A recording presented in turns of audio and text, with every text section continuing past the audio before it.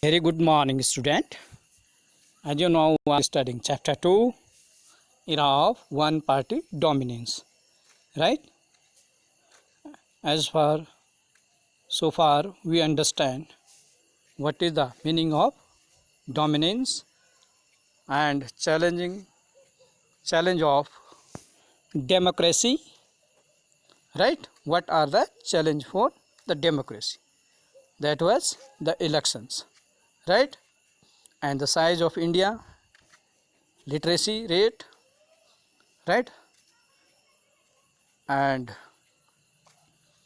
changing method of votings. Right? Earlier, it was decided to place inside each polling booth a box for each candidate. Means in earlier elections, there was the facility for elections, that was the box, right, for each candidate with the election symbol of the candidate. But in 2000, the entire country had shifted to EVM, electronic voting machine, right? This is completed. Now today's chapter is the first three general elections.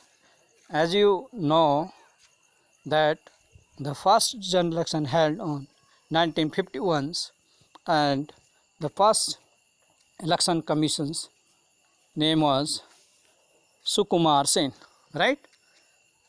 So here we study about the first general elections, which party was dominated in first three general elections. That was Congress, right?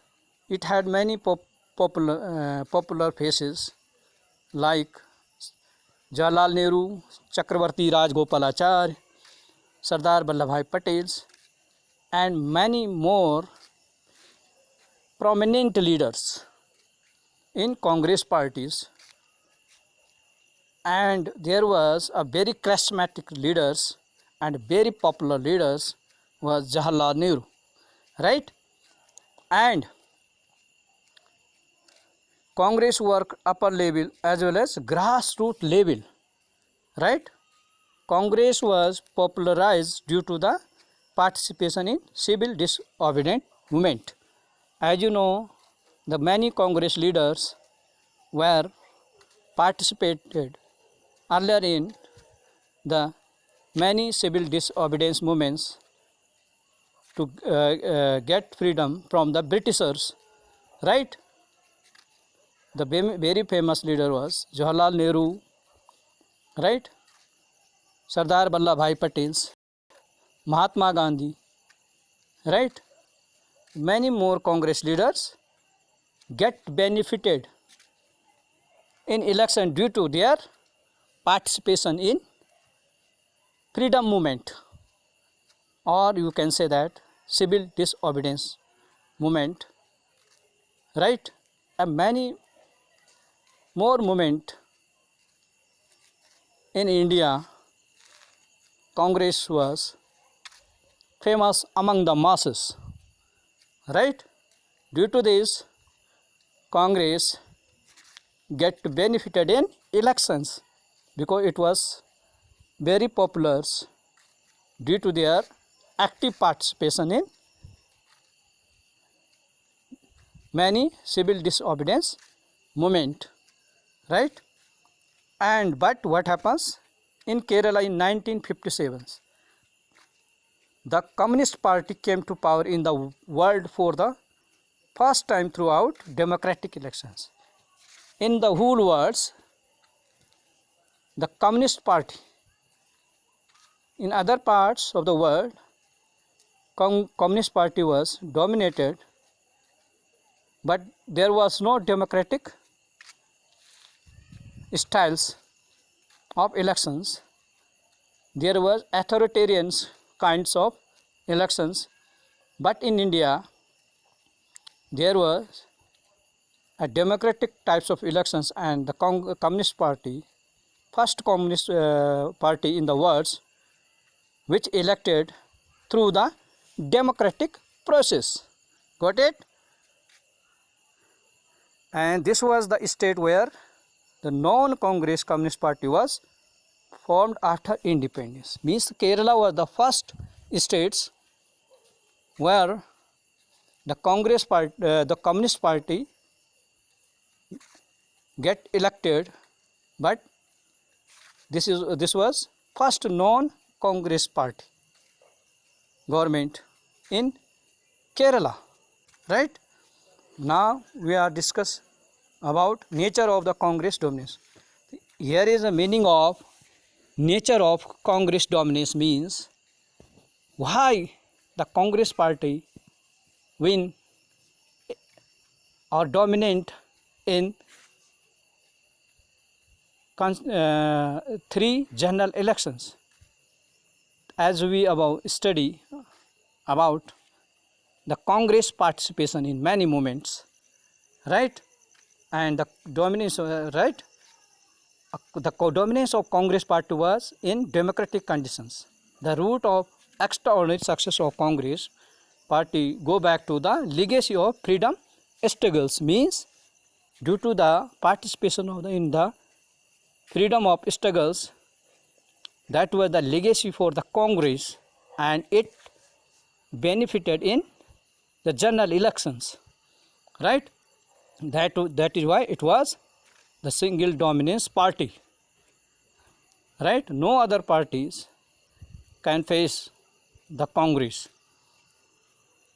And other things are the ideology of the Congress brought together diverse groups, the different kinds of the groups, different kinds of the ideologies, and the different kind of interest were often contradictory, but Congress get together and make the coalition of all kind of the thoughts, right? By the time of independence, Congress was transformed into rainbow like social coalitions.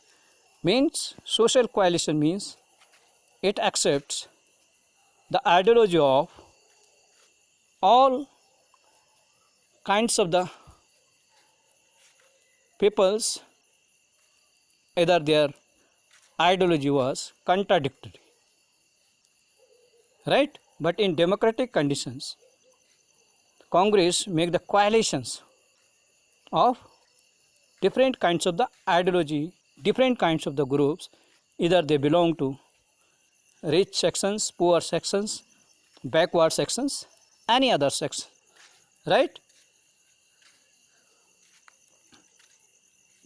And it also represents the diversity of India in terms of classes, castes, regions, language, and various interests, right?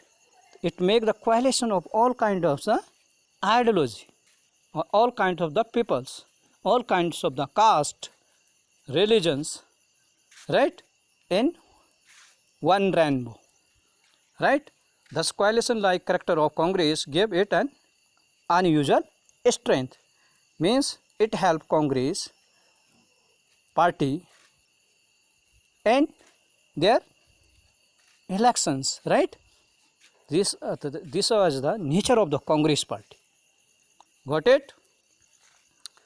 Tolerance and management of factions, means tolerance and management of factions means in Congress Party, within the Congress Party, the diverse ideologies are called factions.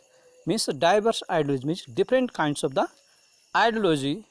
Some of these factions were based on ideological consideration, but very often these factions were rooted in personal ambitions and rivalries, right? Means in the Congress there are different kinds of the ideology and there was rivalry among them, right?